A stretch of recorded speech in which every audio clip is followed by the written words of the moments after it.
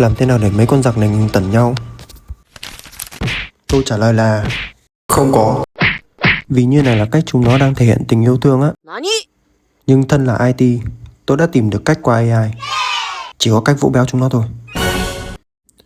Mèo mới quay nhau chứ lợn thì chắc là không đâu. Chắc là không đâu nhỉ.